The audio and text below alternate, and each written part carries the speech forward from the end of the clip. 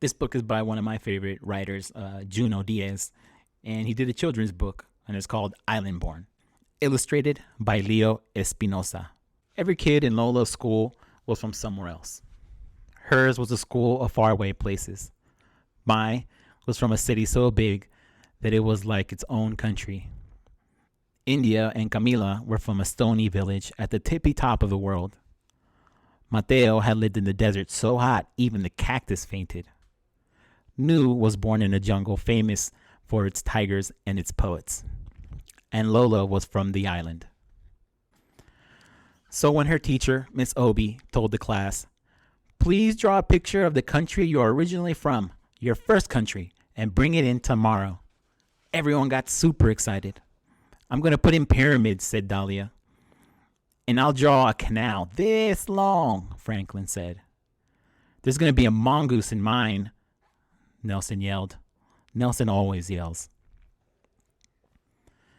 Everyone was talking about their drawings. Everyone but Lola. Lola, you see, loved to draw, but she had left the island when she was just a baby, so she didn't remember any of it. Lola raised her hand. She hated raising her hand almost as much as she hated Nelson's yelling.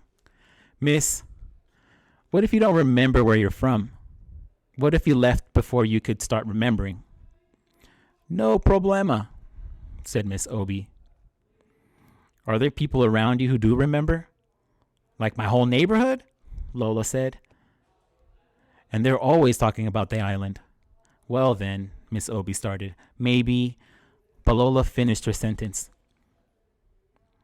"I should talk to everyone who does remember. I should draw from their memories."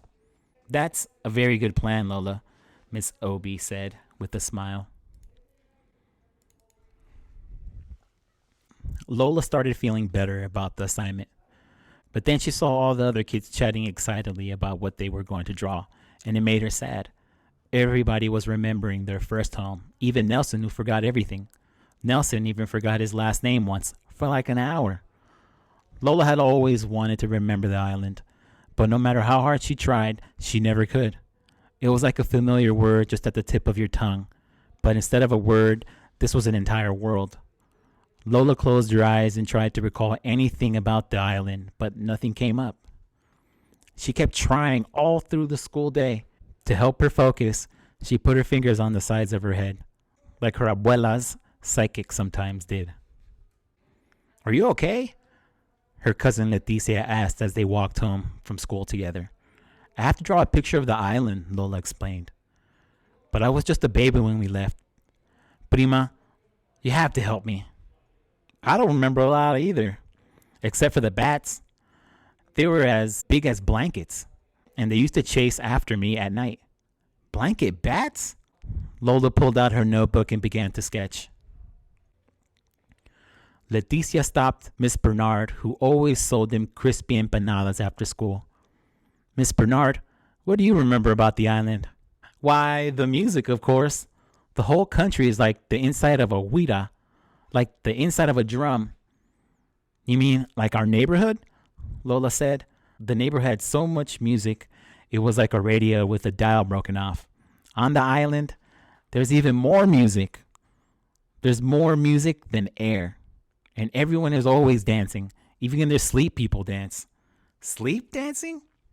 Lola sketched. Leticia led Lola into the barbershop that her brother Jonathan owned. "Lola has to do an assignment about the island. She needs to know what you remember most about it." "Wepa," said Jonathan, laughing. "The agua de coco. How wonderful it tastes when you drink it right from the coconut." Mr. Rodriguez sat up in the chair. "And the mangoes that are the size of your head and so sweet." "They make you want to cry," Lola said. She loved mangoes. "That's it exactly." "How much color there is," said the woman waiting with her son. "Colorful cars, colorful houses, flowers everywhere. Even the people are like rainbow. Every shade ever made. Like us in here," said Lola. "Even more color," the woman said. "Agua, mango heads, rainbow people." Lola was trying to keep up. "The island sounds so beautiful. Why do we even leave?" "Well, It isn't all beautiful, the woman's son said. The heat is on you like 5 bullies. The oldest barber muttered, and other things. Like what? Lola wanted to ask, but the older barber had already turned away. In the lobby of their building, the cousins ran into Mr. Mir, the superintendent. Leticia called out, "Hey, Mr. Mir, can you tell us what you most remember about the island?" "Nobody cares about that old stuff," Mr. Mir grumbled. Just be glad that you live here." "Don't listen to him," Leticia said. "Keep going and call me later if you need any help, okay?" "I will," Lola said. When Lola got into the elevator, she put her fingers on her temples and closed her eyes. "Island," she called, like it was a cat. But like a cat, the island did not come. At home, Lola found her abuela at the kitchen table trying to finish a puzzle. Abuela loved puzzles. "Abuela, I'm supposed to draw a picture of the island for school, but I don't remember it." "Why don't I remember it?" "Hija, you were just a baby when you left." "But the other kids remember. Just because you don't remember a place doesn't mean it's not in you." "Will you tell me what you remember most?" Lola asked. "Of course. What I remember most is the beaches. Hija, our beaches are poetry. You know when you hear your favorite poem? That's how it is to be on our beaches. Fish jump from the waves into your lap, and at sunset, sometimes the dolphins will come out of the water to bow goodnight. And up north, where I'm from, there are even whales in the surf." "Beach poetry? Dolphins? Surfing whales?" Lola sketched as fast as she could. Lola's mother stuck her head in from the kitchen. "Hija, what I remember most is the hurricane that hit the island right after you were born. Like the biggest, baddest wolf of all, it huffed and puffed and blew thousands of houses into the sky." "Where were we?" Lola asked, her eyes wide. "We were hiding under the bed is where we were," Abuela said. "That's right," her mother said. "And you know what? You never cried once. You were such a brave little girl. I wish I could remember that," Lola sighed. "Well, it happened," her mother said. "You might not remember the island, but it remembers you." "You should really talk to Mr. Mir," Abuela suggested. "He knows more about the island than almost anybody." "We tried asking him," Lola said, "but he didn't want to help. Mr. Mir can be a little grouchy sometimes." "Let me talk to Mr. Mir. I bet you can get him to help." Abuela called downstairs and shouted at Mrs. Mir, who then shouted at Mr. Mir. The older people were always shouting at each other. That's how they talked. Maybe Nelson was an old person in training. "Go on down," Abuela said. Mr. Mir said he would try to help. Lola was a little nervous, but that didn't stop her from knocking on the super's door. Mrs. Mir let her in. "Look how big you've gotten, Lola." "Mr. Mir is in his workshop. Go right on in." Mr. Mir looked up from his contraption he was fixing. "Your grandma says you've been interviewing people about the island." Lola nodded nervously. "Yes, sir. It's for a class assignment." "What have they told you?" She flipped through her sketches. Bat blankets, more music than air, fruit that makes you cry, beach poems, and a hurricane like a wolf. "I see," Mr. Mir said. "So no one told you about the monster?" Lola's eyes got wide. She shook her head no. Even those who know don't always want to talk about him. Mr. Mir turned toward the old worn map he had of the island.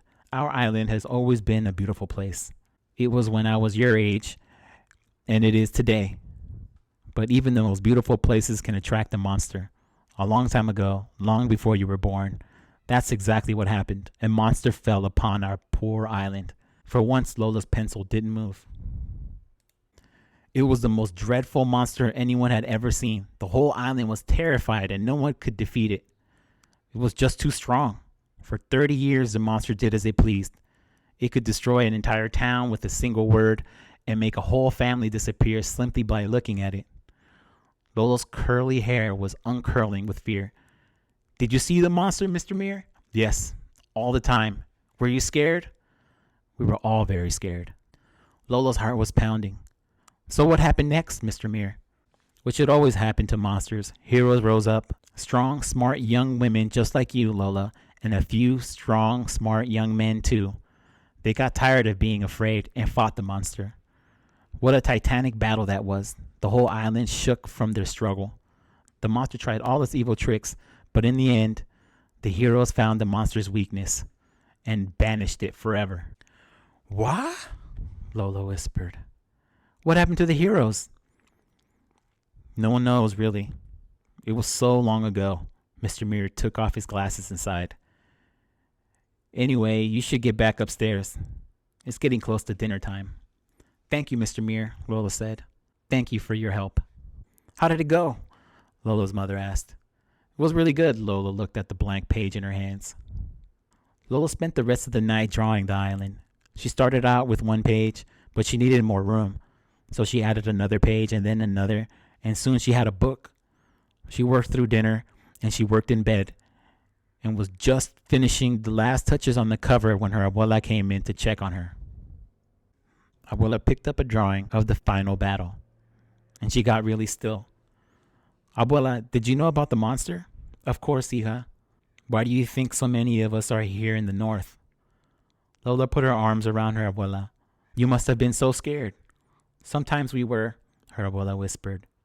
But we were also brave. The next day it snowed. Lola put on her scarf and boots and stuffed her assignment under her coat. Bendición, mami. Bendición, abuela. Bendición, hija. They both called. Good luck. Mr. Muir was pushing garbage cans against the curb. Thank you, Mr. Muir, slayer of monsters. He laughed. Good luck, Lola, daughter of heroes. In class, all the students were buzzing about their pictures. Nelson's mother had baked cupcakes for everyone, so it was like a little party. Miss Obi hung the drawings on the wall. Now our classroom has windows, she said.